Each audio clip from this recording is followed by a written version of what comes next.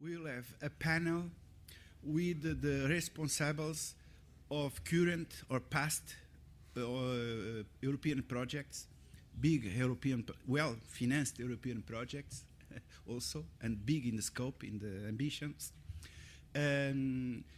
Coordinators or very active members of past and current and present European financed projects on heritage and museums. But we will begin, before sit down several colleagues present here with these characteristics. You saw them all during these 2 days. We will begin with a brief presentation by Monica, which is the member of the I don't remember the exact title, but for us at least, not the coordinator in juridical terms, but the most active member we know about in the Central Directive Board of Europeanna, and also member of ICOM Europe Board. And she will speak to us briefly, as I said, with some reflections as a departing point for the table we will have in continuity. Immediately our table, which has not necessarily to fulfill the entire 1 hour preview in the program, we will have also in a very almost informal way among us the closing session. And Monica, please, the floor is yours.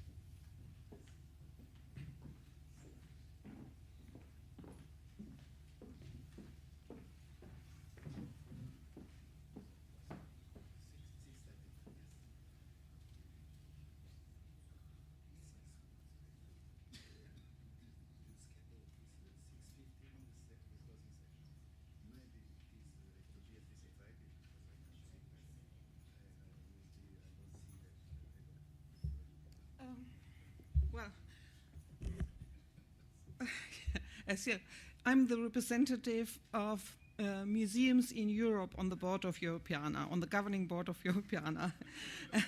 And as such, I would like to give you a little bit information about that. I could start with now for something completely different, because it's not about national museums, but it is about the representativeness and the visibility of museums in Europe. And as such, I would like,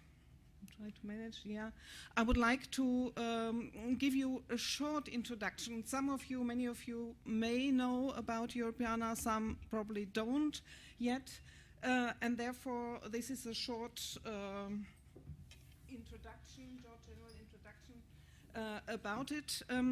Europeanna is a highly politically supported project on the European level, funded by the European Commission on project basis since several years, initiated by 6 head of states of Europe, with Jacques Chirac at the time, and the German head of state, and the Italian head of state, and other 3. They signed a letter to the European Commission that there is a need of wider visibility of our cultural heritage in Europe and to the outside world. And in reaction to this political initiative, the European Commission started to fund the creation of Europeanna. Europeanna is thought as an access point to cultural heritage, digitized cultural digital information on our cultural heritage. And as you can see here on the slide, this is the entry slide of the portal, you can see that currently 46 million different objects are represented in it. But it's not only from museums, it's from museums, libraries, and archives together. So it is under development since November 2008, and it has an interface in 23 languages of the EU. And there is material in it from all EU member states. And the idea is to allow access and really have a wide visibility, to make aware about what we have on cultural heritage in Europe. It's also the idea to connect the scientific and the public community and support especially education and research. So reuse the material for education and research and for creative industry. So there are, and I just took out a few points which I just wanted to state relating to the topics we are discussing here. There are no differences, so every museum can participate. So it's not about only smaller, only large museums. It's about all museums and other cultural heritage institutions. And the idea is to support this collection of bringing together this information by thematic campaigns. Some of you may have heard of one of the campaign, which is a couple of years ago, which was Europeana 1914-1918, which was on collecting material from the public, what they have as remembrance to the First World War. Although there were digitization centers, citizens were invited to come and tell their stories about showing material which they have. And this was digitized and made available here. This was quite a successful campaign in many European countries. And the idea is to do this on a regular basis in future. And one topic which is planned for next year is one which we have been talking about also yesterday and a little bit today, which is migration. So there is the idea to have a campaign in the next year relating to the topic migration. And there, I think there is a good possibility also for ICOM Europe and Europeana really working together. The Europeana strategy is under discussion at the moment. The main areas are, on the one hand, aggregating the content, so bringing together the content from the different cultural heritage institutions as a central entry point, facilitate its use, especially now for research and education, to distribute it as widely as possible, and engage the various stakeholders and groups. For the museums community, in order to participate, there is a standard of how to deliver the data to Europeana, which is a standard which is, wearing my other hat, being under the support of CDOC, the Documentation Committee in ICOM, the Lido, which helps to bring together this museum information in this central portal. There's also, for those who are interested on a more technical basis, an API which allows also to draw material more on an automatic basis. And there are several national aggregators in several countries. In Germany, for example, we have the German Digital Library, the Deutsche Digitale Bibliothek. There's Cultura Italia, and there are others which are coordinating points in the different states in order to bring material together. So Europeana until today is mostly funded through projects. It started in the 7th Framework Program. It is now being funded under the CEF, Connecting Europe facility. And it has these three areas. On the one hand, looking at the social and cultural innovation, the infrastructure and innovation, and economic innovation. These are, because it's the digital single market, this main aim of the European Commission.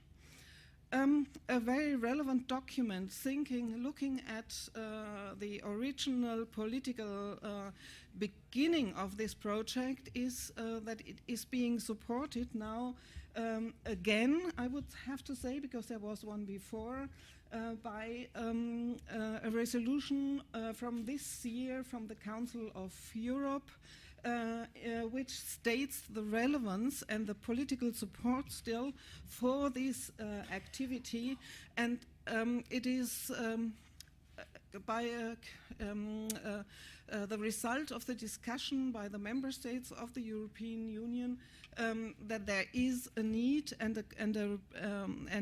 they request from the European Commission in order to support, find a way to support Europeana on a permanent basis.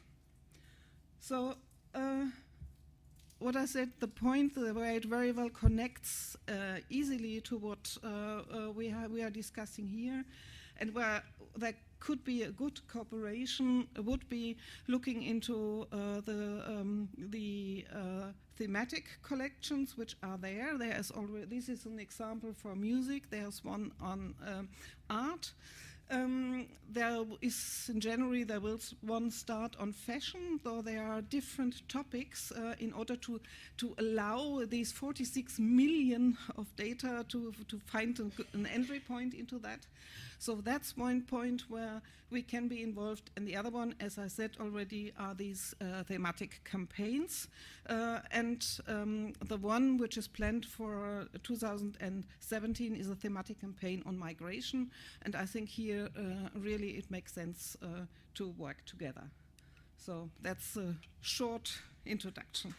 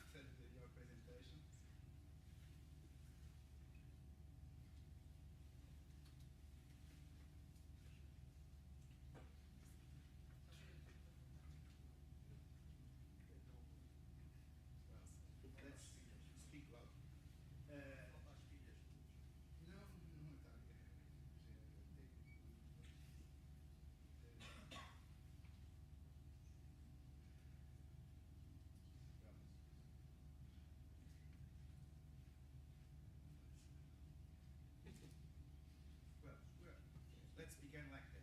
The challenge now is for us in the floor, I mean with you, to reflect on the immense investment European Union has been done in projects on heritage and museums.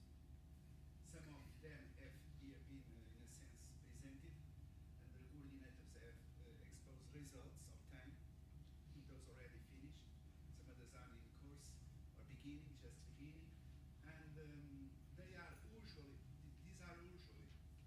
projects highly financed, at least in terms of our common daily perception of money in museums. And I speak here as a professional of museums, not as a university professor, which I am not. So in museums it's difficult for us most of the times to have to conceive the kind of financing and the amount of financing that European projects can arrive to get. The immense volume of that data obtained, which is really impressive in many of these projects, thousands of pages, dozens of volumes. And the challenge here, one by one, is maybe to begin with to express each one the evaluation, personal evaluation, made on these projects in the sense of usefulness. Is this already operating?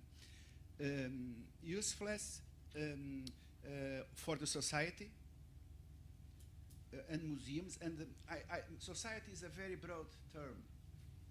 So I would prefer, as a professional of museums and being here, acting as a member of ICOM, I would prefer to be more precise.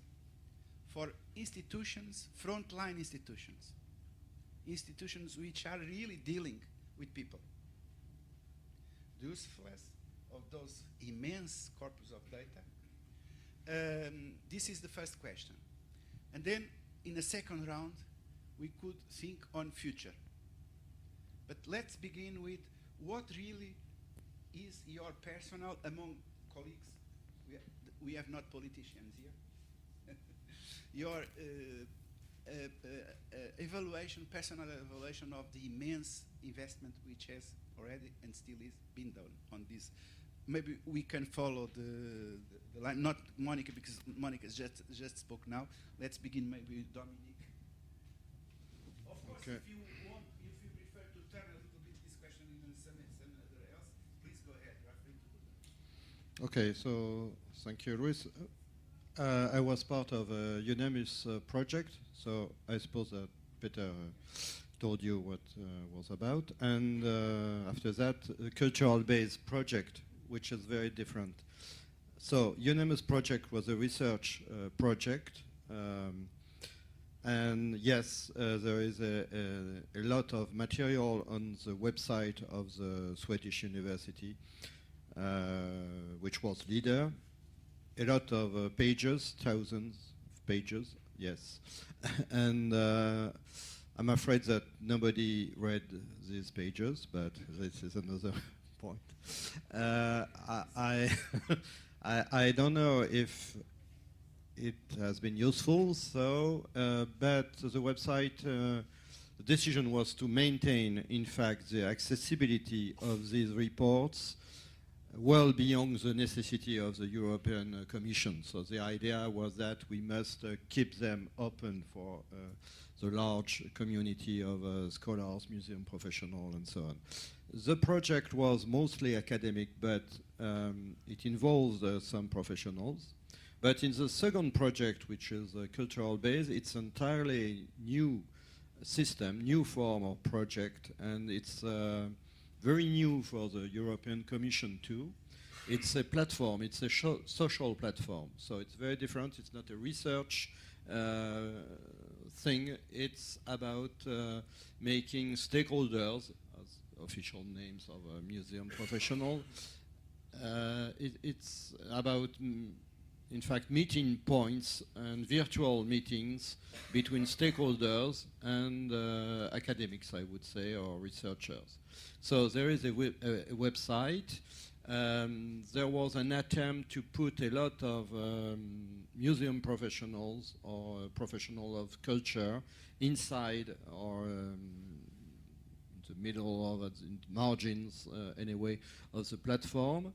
And we had workshops with stakeholders. So it was very interesting compared to the first project to have real museum, to brackets, but museum directors. And for example, it was a discovery for me and for people from perhaps Mediterranean museum to discover that our colleagues from Britain, for example, Scotland, and were so aware of the thematic of well-being, not in the museum, but the well-being brought by museums. So especially I have in mind a colleague from Manchester, some of them perhaps know him, who was very involved in Manchester museums. Manchester City, of course, and he had a very interesting production as an intellectual, but also a very interesting production as a professional about this idea of well-being and how the museum could make it, and how especially professionals of the museum can use it to get money from city councils, let's be clear, and to bring money in the system. So it was just, I don't want to speak too long and to have but it's just one thing which could be very useful for other professionals, I mean, of the whole European world of museums. So this kind of a exchange, which is a real exchange, but it can be also a virtual exchange. And we have the final meeting in Brussels February next year. And I hope perhaps, if it's successful, I don't know, but I hope that this cultural-based platform, which was, by the way, run by a colleague from Barcelona University, the University of Barcelona, I hope that the social platform could be useful beyond the end of the project. I think it's one of these projects which can really be appropriated by Europe, ICOM, or other associations, because it can really work and bring some new stuff.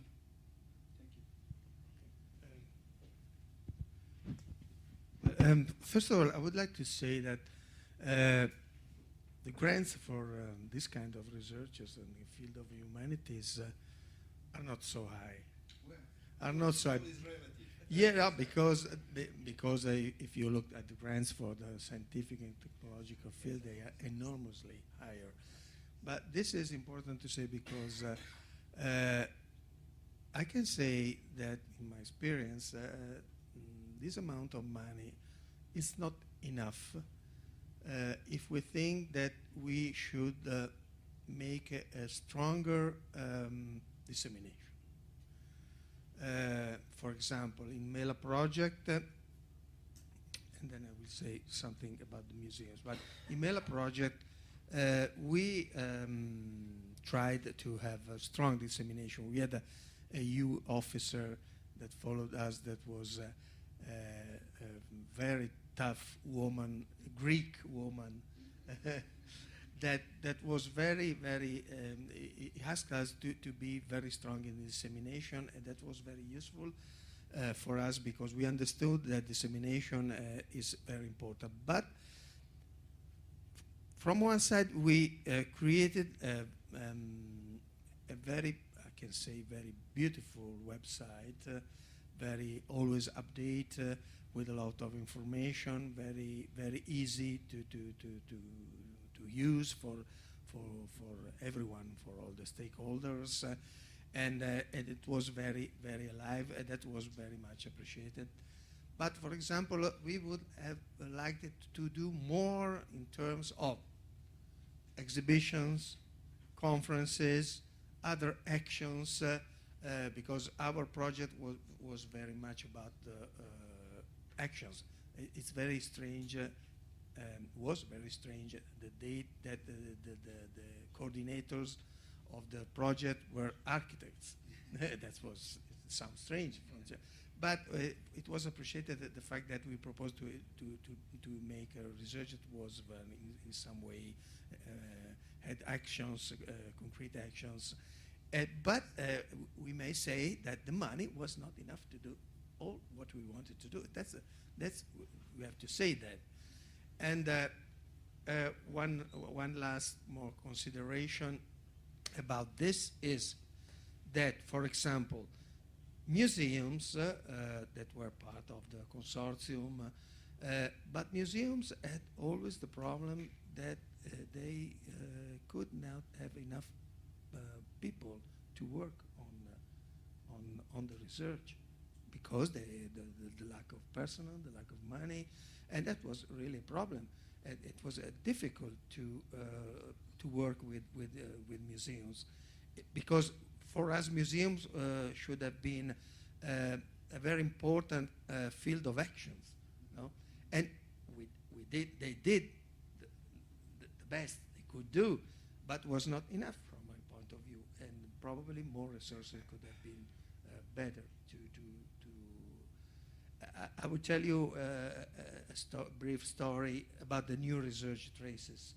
In Traces, one of the partners should have been the Museum of Ljubljana, that should have taken charge an artist, an art critic that was the leader of the work package that had to coordinate all the CCPs, the co-creation groups, of art co-creation groups. But at a certain point, while we were preparing and writing the application, they said, no, we can't do that. And they went away. And that was a problem. So at the end, we, Politecnico di Milano, had to take in charge the art critic to go on.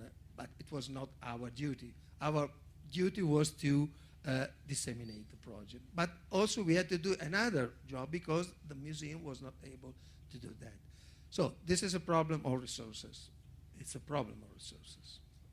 That seemed a lot of money, 2.5 million euros. But 2.5 million euros is not very much if you think that probably you have 10 partners and so the money is not enough to do a real effective dissemination of the project. Not only research, obviously, but also the dissemination to get in touch to all the stakeholders. Yes, I will comment later on. I pass to Karen. Sure. Okay. So these are really interesting reflections.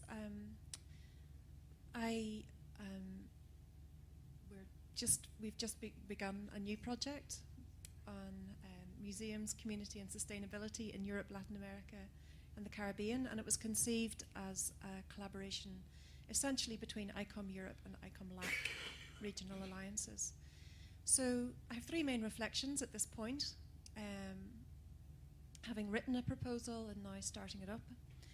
And I think there's an ongoing kind of balance of agendas from the point of view of the EU, who want impact and stakeholders and all of these things, and they have really seriously high expectations on what we're going to deliver with real benefits. Then, of course, we have the universities who have their own agenda, who want the research, but also increasingly the impact. And then the museums, who see themselves as, you don't like the word society, but at the service, see themselves being really on the ground and really with the people. And I think there are quite a few misunderstandings between all of those 3 parties that need to be carefully negotiated, not only on paper, but also in practice, and that there needs to be a parity of esteem, essentially, between the 3 main parties involved in any of these projects, as I see it.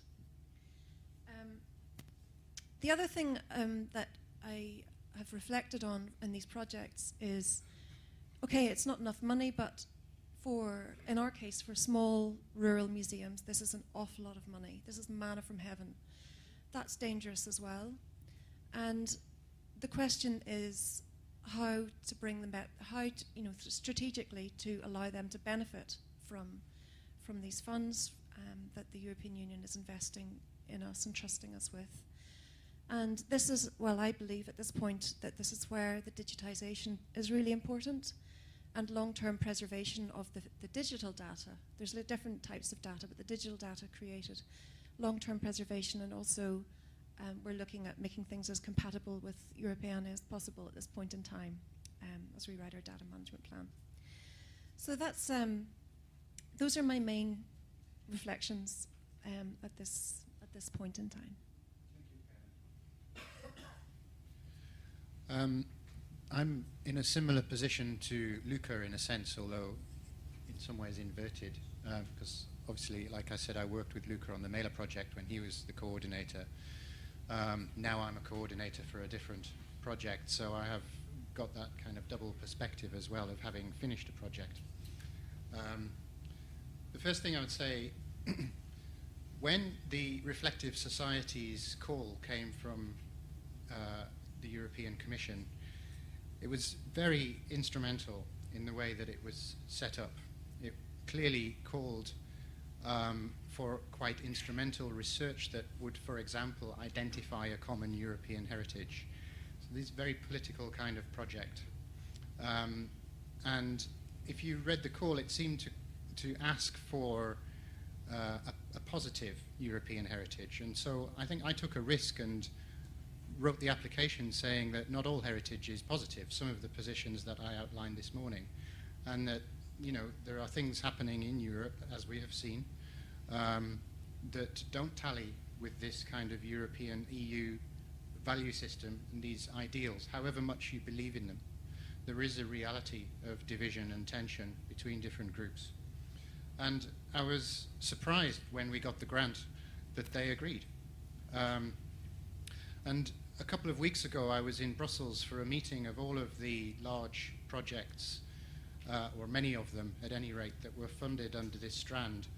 And an EU officer asked me whether the project was going to promote European Union values. And my answer was yes and no. Not certainly in some kind of evangelical sense. So these agendas are there, but there was another EU officer there, Zoltán Krasnai, who Luca knows, Dominique maybe as well, and he said, well, this is not a ministry for EU propaganda. We don't want that.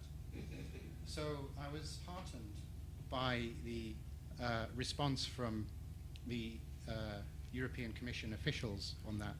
I'm very, very worried at the moment about the position of Britain, as you might imagine, and what that means for European projects, not least also because Britain was the major grant winner, still is, I think, the major grant winner in European funding. And that also means that if there is a disruption to Britain's possibility to apply for grants, there is a huge amount of expertise that will disappear when Article 50 comes to its completion in terms of managing these substantial projects. The second point that I'll make, the last point, ICOM Europe can be involved as the regional alliance for Europe in this case. I have been involved beside Europeana, which is a special thing because it's such a high political project, and as such also running quite a long time. I've been involved in several European projects, research as well as networks, best practice networks, and from my point of view, what really helped and is a long-lasting result of it is, though in these cases where we jointly worked on standards, developing, agreeing on standards, which standards and guidelines beside the policy briefs, which we have to check who's reading them. But these guidelines and practical things, like we just now started a project on the virtual museum, which looks into standards for 3D documentation of museums, and that's something which at the moment there are no agreed standards yet. So there is a need to develop these and discuss about this, and this is something which should be done jointly and not just from one country. Well, I will ask for the room for our colleagues to give also their own experience.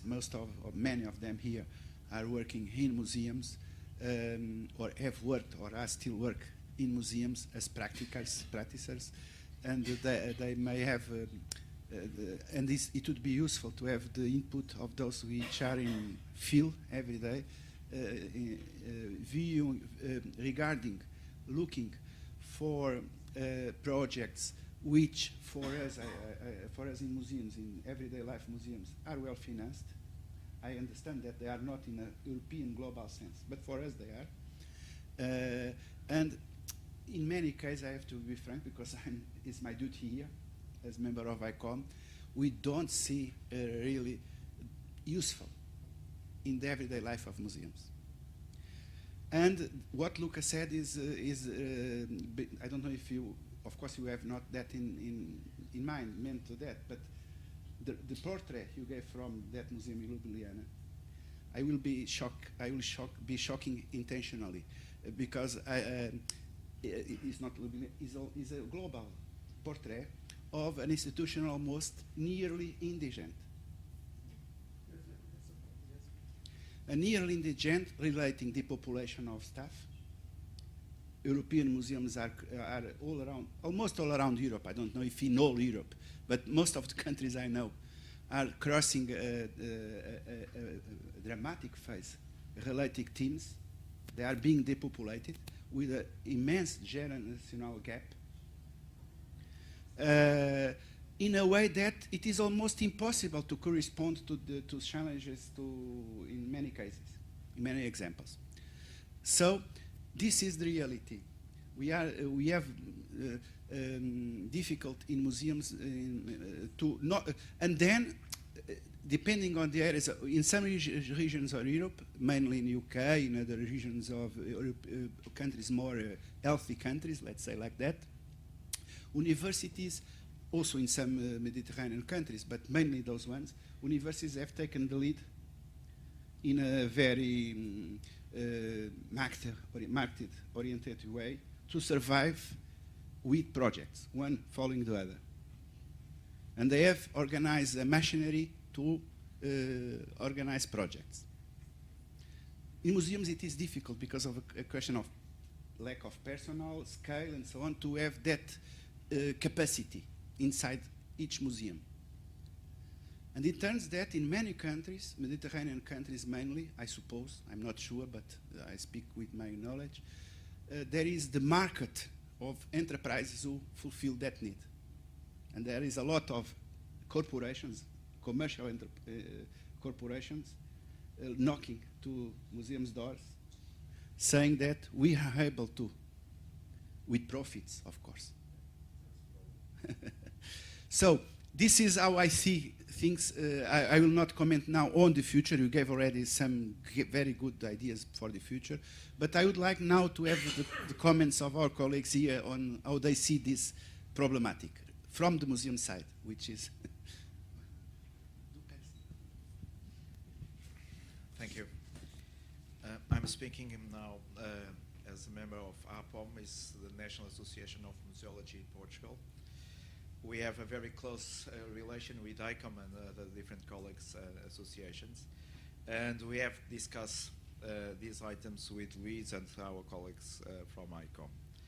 I think it's a really change time, because we are now in the field that is minefield, because that companies look at us with the items of communication, the items where they can give some value, not knowledge value, but money. And that will be a problem for us as professionals, because the institutions, the stakeholders, one day will see, I prefer to have someone different as a director, someone that could make us money. And this is a problem for us.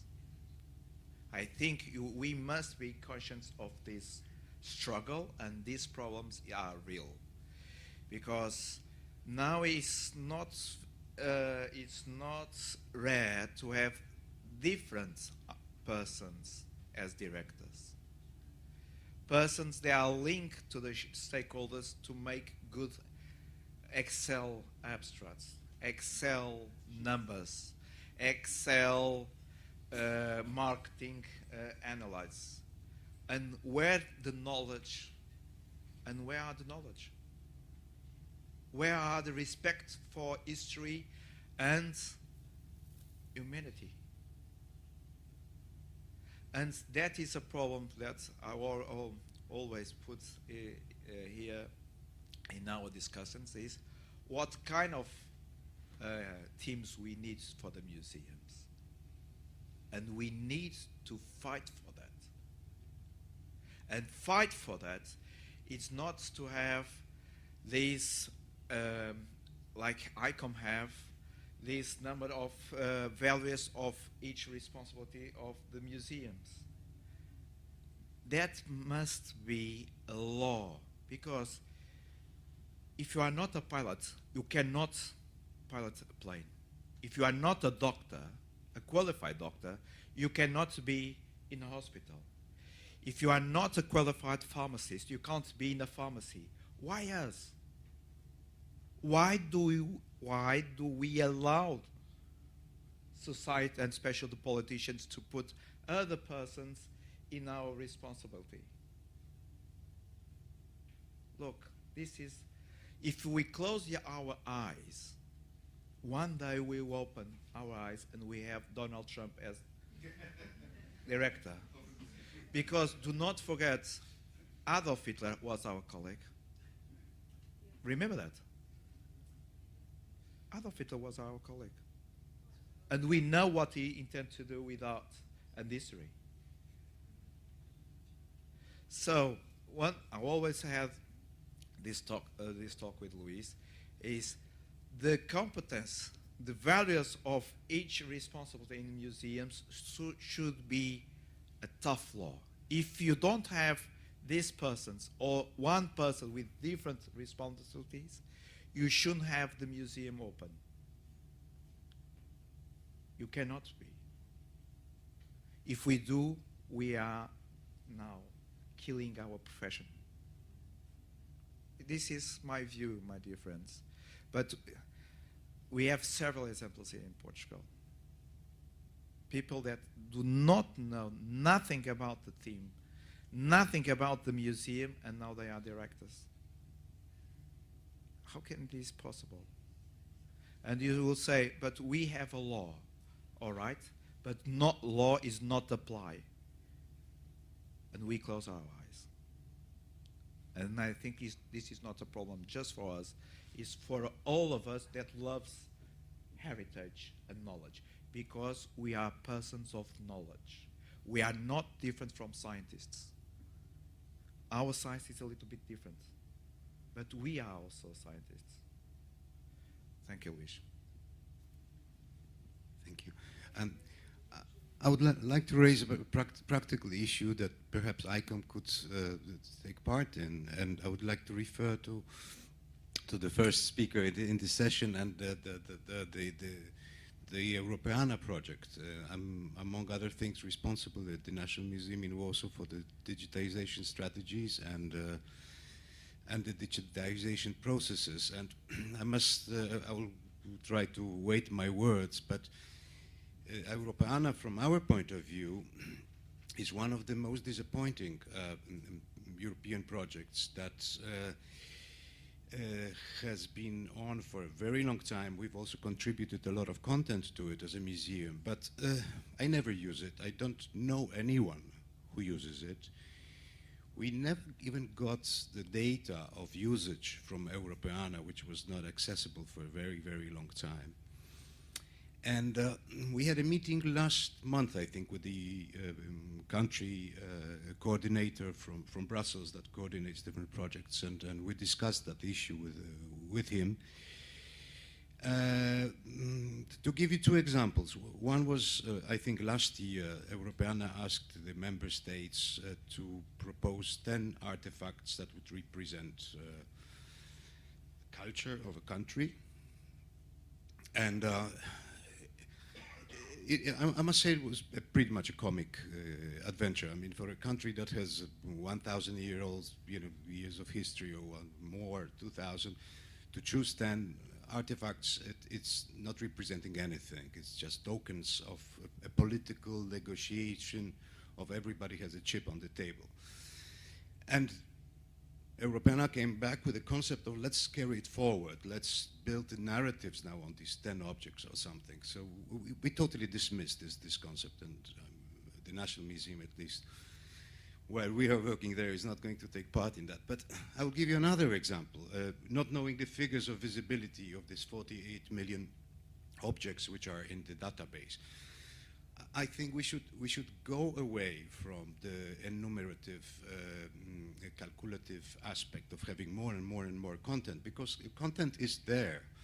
in the world. I think the problem is that we are not, we do not have the tools, and perhaps Europeana could produce them, of repackaging raw content into sensible narratives, not these very flat narratives that are there, that are, I don't know if they are for schools or they are for, I don't know who the audience of our Europeana really is, but something that blends the European contribution of different data into broader narratives that encompass European history of art, history of music, whatnot.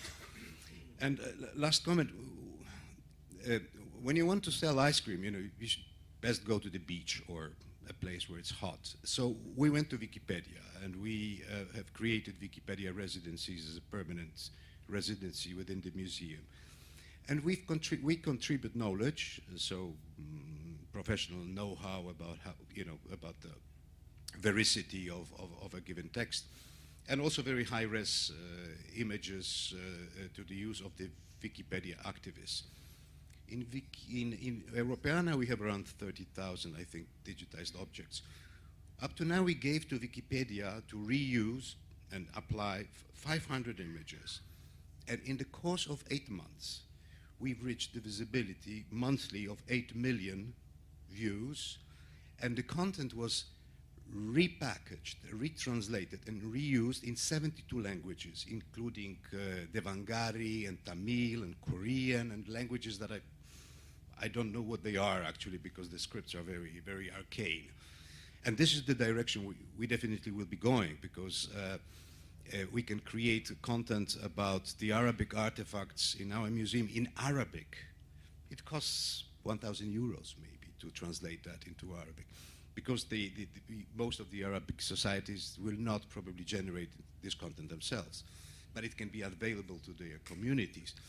And so it's a very low cost type of project, but extremely high impact. So I'd recommend to revise the strategies for the benefit of us all. Thank you. Yeah, I would like to answer directly. You have to see that it is really a very highly political project, and it is trying to have all these 28 countries involved. So it is a difficult thing to start with. And the first point was to have a wider amount of material. You are completely right that 46 million is a lot, and that's one of the reasons why there is a focus on the one side now on looking more into quality than into quantity. But also there are tools already there. For example, there is a tool that you can make exhibitions, so curated. The first thing is you have to have the material there. The next step is that you can make, for example, curated, which is more our museum point of view, not so much the library point of view, but the museum point of view, that we want to have context, curated elements. That's possible. There are tools there which can be reused. The other thing with Wikipedia is there is a close relationship between Europeana and Wikipedia, and a lot of the material from Europeana is reused in Wikipedia. What is not available at the moment, and what the team in the office team, The Hague, together with Europeana works on now, is to find a way to demonstrate that, because it will be also helpful, so have some analysis about it, so that you, for example, and others can see what of their material is coming from Europeana reused in Wikipedia as well, because it's really quite a lot. But you don't see it at the moment. And so the point is that there is a need, and there's currently a development in order to be able to do that. Also about the usage of your data in Europeana, there is a tool available. You just have to send, which is a dashboard. You just have to send an email to Europeana, you get access to it, and then you can have your figures, and you can see what of your material is being used. I think so. there's much more possible than what is not immediately known at the moment, I think. And this has something to do with also with this kind of structure. It's more or less, it's a relatively seen, it's a small staff which has to do this, and the idea is to do this for all cultural heritage institutions in Europe. That's impossible. Even if you have a group of 20 people there, they cannot work with all cultural heritage institutions in Europe. So it is a level of what Europeana calls the aggregators. So you have a team in Poland who is a step in between, and in some cases there may be 2 or 3 steps in between. And these 2 or 3 steps, this also means a lot of communication gets lost. So there is improvement, I would say, to those points which you made, but it still will need time. And it's about, if you come the question from the European Commission is okay, we want to have this visibility of the joint cultural heritage, and now based on that, what we have there, now we can do a lot of like these approaches.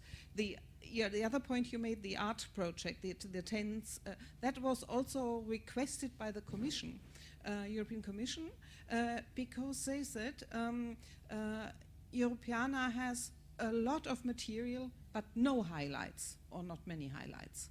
So that was the reason why the Europeana staff had to make a proposal, and this was with the 10 art objects. I don't know, looking at it from a museum point of view, and being from the museum research area, I would say what we would need as museums, we would need a European museum portal, and this would be the ideal situation, to have the visibility of the museums on one place and then connect it to Europeana. But that's something which costs money, and so this money is not there. Is anyone wants to comment, to add, to comment, to question? Do you want to comment? Yes, go ahead. Well, I would like just to comment the last one, and I'm not museum professional. I'm coming from university, and be aware that I'm delivering museum and heritage marketing for my students. So I think the last point, actually, discussion is actually about users. And the colleague from Poland explained, actually. So we are all the time discussing about users, about community, which we serve.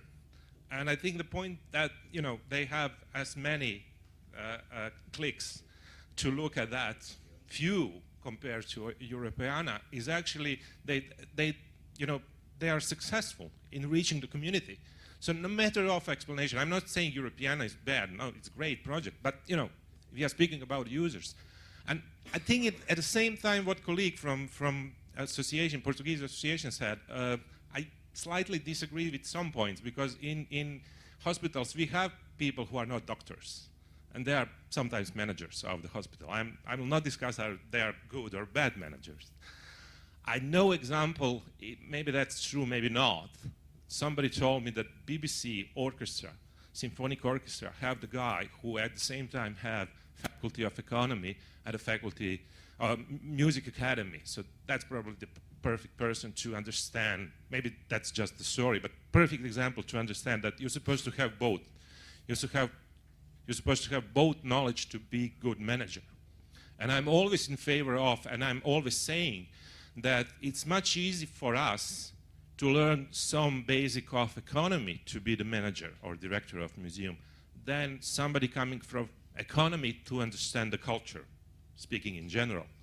But still, again, we are speaking about our users, and it seems to me, I'm not saying for entire Europe, I'm saying for Croatia, Southeast Europe for sure, then when I'm speaking with my colleagues there, museum professionals, they are saying, same thing, and they are all the time saying, yeah, we are here because of our users, but users that does not understand us. And that's the part of the problem, because they're still seeing user as somebody who's supposed to just come to museum because museum is doing something, not taking care about what actually is the need of the community around the museum. And I'm really not saying that that's valid for around Europe. I'm sure there's many examples which is completely opposite.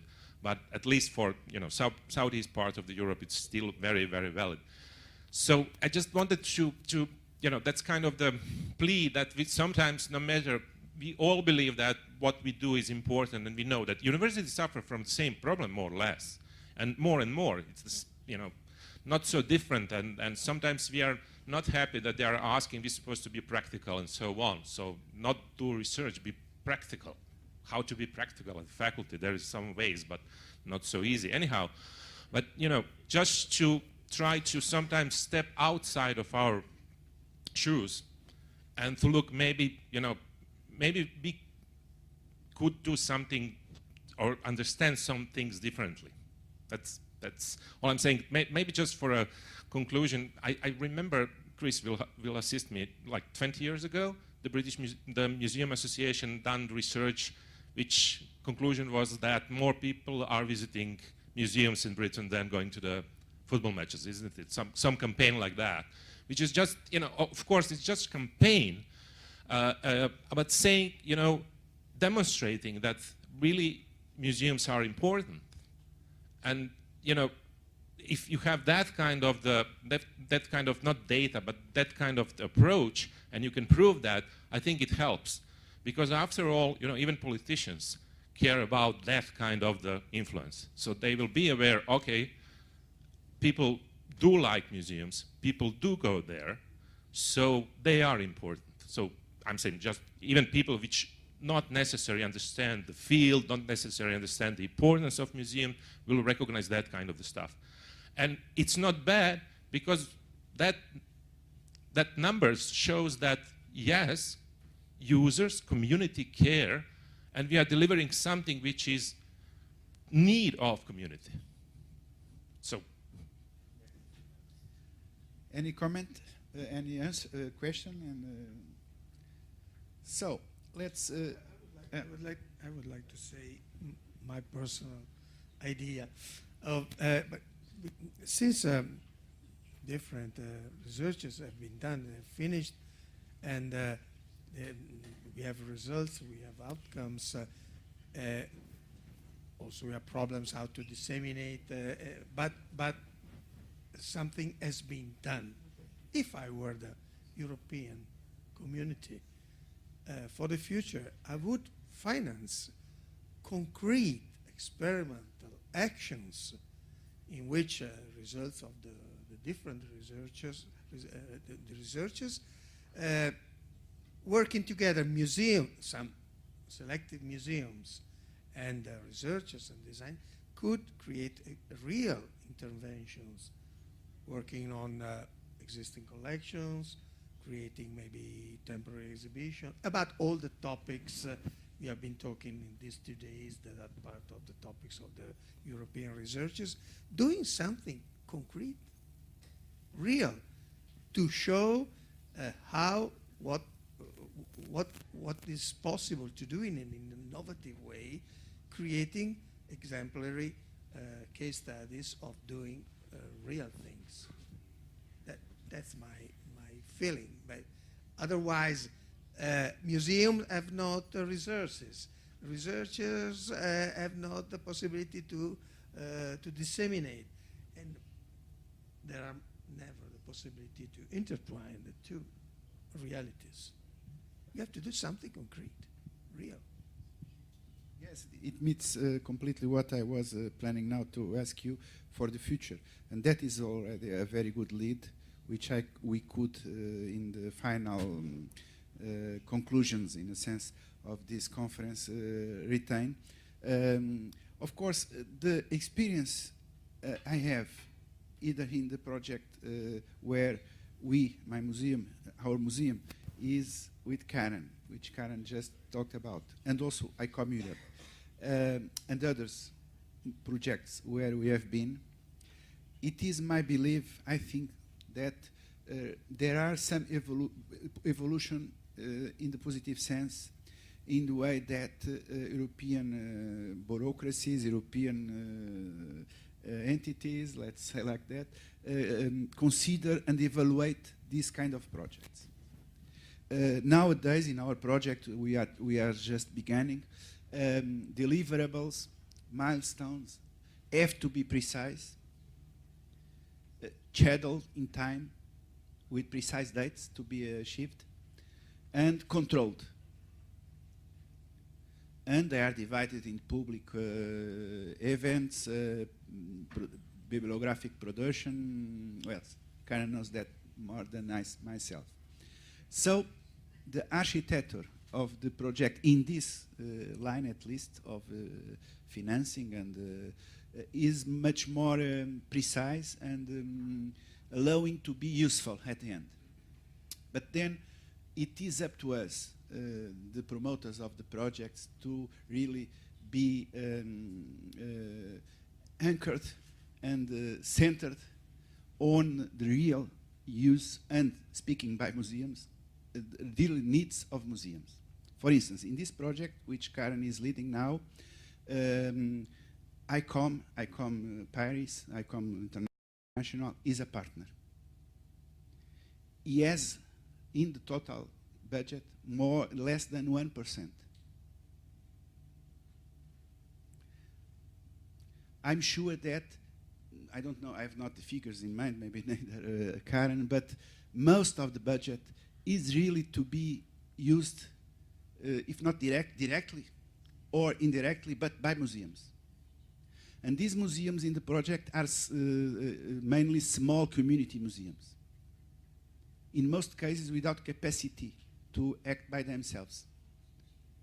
But the project has been conceived to empower those museums. And the empowering of museums, or local community museums, is the key issue for us, ICOM Europe, also, of course, for ICOM Latin American and Caribbean, and the entire project is being conceived like that. Of course, there will be theory building, but the empowering dimension is absolutely fundamental. So I think that up to us also to conceive projects centered in real needs of museums and communities of museums. So this is, if not, museums are really a kind of white snow supermarket where everyone can come to get to pick something in order to have other benefits, but not the museums themselves. So, relating the future, this is already present future, as Guilherme said today this morning, because we are facing in this project already. But one of my, Chris already mentioned it, and is one of my most bigger concerns, is what will happen in the future to the immense quantity of data accumulated by all these projects. We, in the museum where I'm working, Mario can talk more about that than myself, has just finished a project, an European well-financed project. And it is not clear for us where, after 1 or 2 years of server rental by the leader of the project in Germany, where the data will be kept. So maybe up to us also, as a final recommendation of this conference, to state that it is important to consider, by European Union I mean, somehow a structure which is not so expensive like that, to keep data available forever. Nothing is forever, but for many time at least, for much time. So this also is a concern, and maybe that exists already. Oh, so go ahead. Well, I mean, that's basically the open data scheme, which is being piloted right now, which means that data has to be kept for, I think usually about 10 years or something like that, and it has to be publicly available, which causes immense problems for those of us who run projects that collect sensitive data, which is a lot of projects. It's because we now have to become data managers, but never mind. We're now at the stage where projects can opt out of that, so you don't have to be part of this, and I think Tracers has opted out of open data, the pilot, but you have to have very good reasons for that. So I think from now on, from the EC point of view, that will be a requirement of all research unless there's a very good reason. So you don't need to worry about accessing the data, that will be there. The legacy issue is a more pressing one. The point I would make about that is, when did we finish Mela? When did it end? I know that, but right after Mela finished, we got the refugee crisis, right? So the project about museums in an age of migrations ended before the refugee crisis. Yeah, so you see the need for some kind of continuation. This is a case where absolutely our project became absolutely more relevant, but it had finished. And we had no way of continuing to work on that other than through our own voluntary efforts. So this is the problem that I was talking about. Yes.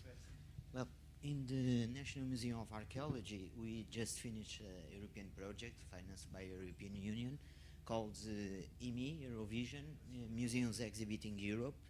And of course, in this project, it was a huge consortium led by University of Augsburg in Germany, and with several partners, 3 national museums from Portugal, from Slovenia, and from Bulgaria, and 3 universities, one from Italy, other from Germany, and other from Italy. So it was a huge project, very well financed, with a lot of bibliographic production and with a lot of reports. And I totally agree with Chris when he say the reports, and we make the calculations, 70,000 emails during 4 years of the project, okay? More than 400 reports for 8 partners. So can you imagine? Nobody will read it in the future. And then another important thing is how EU will be evaluating these projects.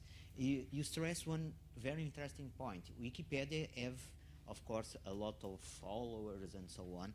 And these European projects like Mela, like Traces, like LAM, like Eurovision, we have our Facebook, our Twitter accounts, our social media accounts, yes, it's true. But we don't have enough visibility on social media because we don't have so much time on that, only 3-4 years of project. But the main question for European Union is my concern. They talk about numbers, number of likes, number of followers, but really important, we have to ask ourselves, like museum professionals, is more important for us to make a festival in a museum with 1,000 persons, or have several activities with more persons? Because me as museum professional, I want that people come back to the museum, not go only once. This is truly heritage education and fidelization. Thank you very much. And another thing I think is very important, and I don't want to be much more longer, is trying to make the followers, the virtual followers, and real visitors of the museum. Okay, I have, in the museum we have more than 10,000 followers on Facebook. Okay, it's good, but how many of them are really visit the museum? I think will be a very interesting question. How is this connection between social media and really visitors? Because the only way to understand the heritage is to feel, to smell, to see the real object, not see only picture in our personal computer. May I just add one sentence to that? I just want to make a difference between social media and Wikipedia, because you know, Wikipedia is basically a global community of knowledge fanatics. These are not people who are spending time in the internet clicking on liking something or not liking, but they love artillery, portraiture, they love the history of a locality and a zillion other things. So our work with the Wikipedia community is basically servicing our audience, because this is the ideal audience for a museum. These are the people who in every big museum or small museum will find something for them. So what happens is now we are asking them to bring their topics. We have around 1 million objects in our museum. We focus on 10% maybe of them in different ways. They say, well, would you like to us to digitize, to provide and support you with knowledge, so the knowledge is consistent and high quality? So I would make a big difference between what happens with the Mark Zuckerberg people who are feeding his wallet, and you know, the clicks and the likes and the throwing of the images with people who actively engage with content and actually produce content, where a public institution working with activism can produce a high quality and globally accessible material. Which was just one very short note. And you said we have a danger called Excel danger, because sometimes we can see some shareholders asking for more clicks than more visitors, because there are now more people in the administration or in the shareholders that they are interested how many clicks or how many visits did you have in your Facebook or on your website, and they do not care about what you said, and that is a problem also for us.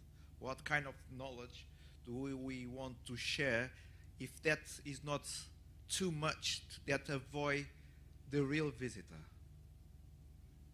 Because it's a problem.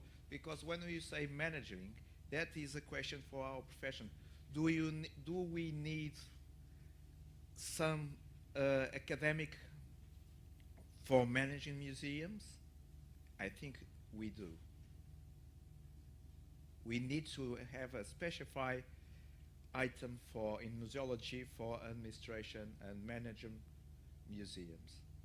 Because if we go there, we occupy the space that the other ones want. That's when I say to you that the other ones do have and we should have to occupy that space. But I call it Excel danger. I think we are living in Excel danger. Is there anyone who wants to still to talk, to comment? Again.